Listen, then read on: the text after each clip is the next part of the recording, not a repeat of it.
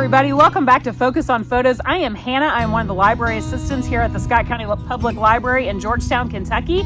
And today I'm going to be talking to you about snow photography. I had this planned for February and I was so excited when I woke up today and saw all this snow on the ground. And I was like, this is perfect for my video. So stick around here with me for a few minutes. I'll give you some really great tips on taking pictures in the snow.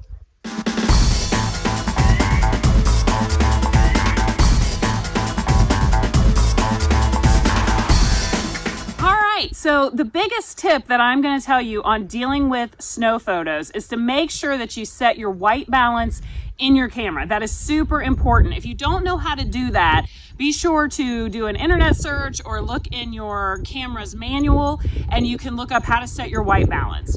The biggest key to this is going to be you want to make sure that you are adjusting for whatever light you have at the moment. We can obviously have a cloudy day, a sunny day. Right now it is very overcast where I'm doing my photos. So I would tell you to set your white balance so that it is showing for overcast or shady.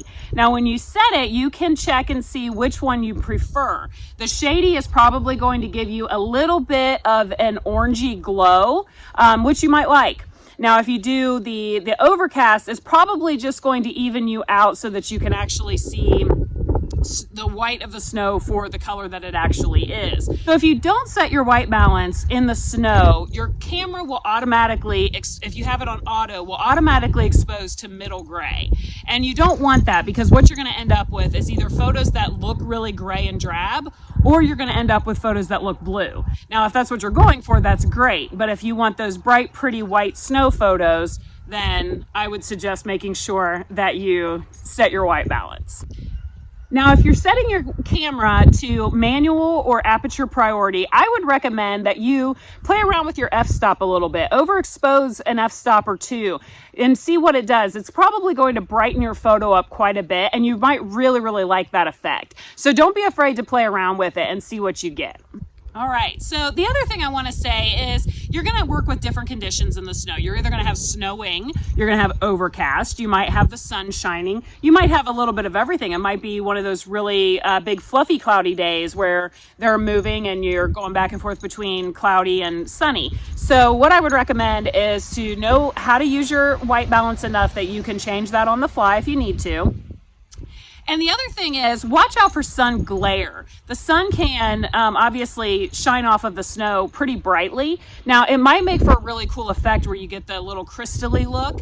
So if you can play around with it and work with it, that would be great for some of your images. If it's just giving you a harsh glare, try to find a way to diffuse the light a little bit. You know, wait for a cloud to go over it. If that's not a possibility, use something to block the sun. A tree, you can even get a reflector. You know, there's definitely options that you can take out there with you to try to reduce some of the sun glare that can come off of the snow.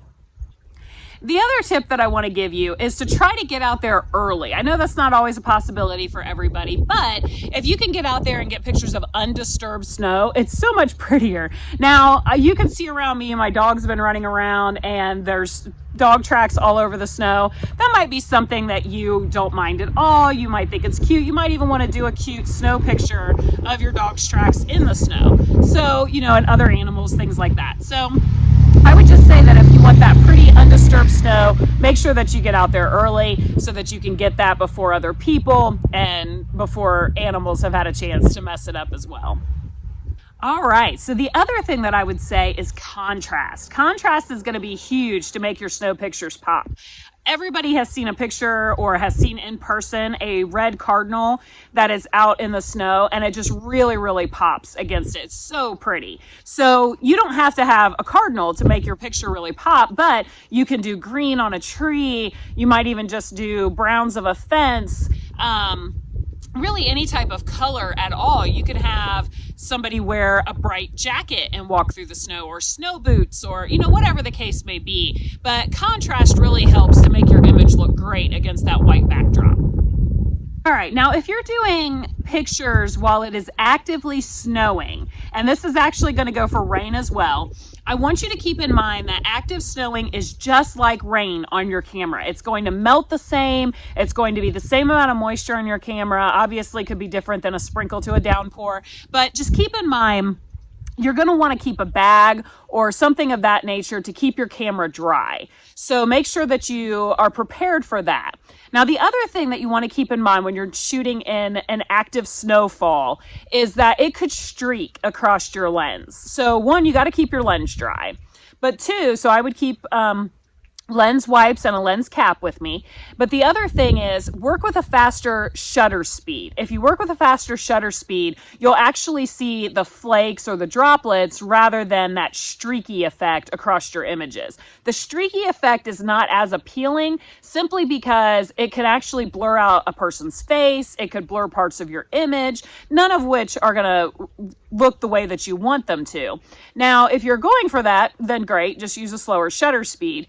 But if you want an actual look of falling snow, make sure that you up that shutter speed and play around with it. I can't tell you exactly what the number is going to be because I won't know the light. But if you can go out there and just play around and figure out what it is that you like, then it's going to turn out fantastic. All right, guys, the last thing that I want to tell you is to, like I said about your equipment, make sure that you keep a bag or a dry place with you. Keep a rag or something that you can wipe your camera off with. Make sure that you have your lens cap with you. Take good care of your equipment. And the other thing I want you to keep in mind is that some cameras don't have the same freeze temperature as other cameras. Now, what I mean by that is some of the elements inside your camera will actually freeze up at certain temperatures. Some cameras are built for colder temperatures. So be sure to, like I said, do an internet search, check your model of camera, see how long it can handle cold weather, or check out your manual and make sure that you follow those guidelines. You don't want to push past it. I will tell you that I bought a camera several years ago. It was one of those little point and shoot deals that you can just put in your pocket. I loved that camera. It was really fantastic. It was waterproof, dustproof, shockproof, freeze-proof, all of these wonderful things.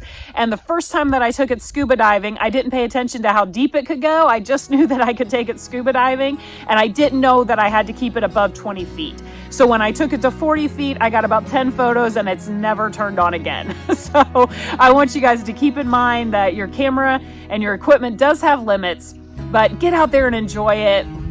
The snow can be so absolutely beautiful and you can get such wonderful photos. So I want to thank you all again for stopping in and watching my video. Join me again next month. I think that I'm going to be talking about pet photography for March. And as always, we really appreciate your support. And if you'd like to see any of my other videos, you can find those on our Facebook page or our YouTube channel. Thank you so much and have a great day. Stay warm out there.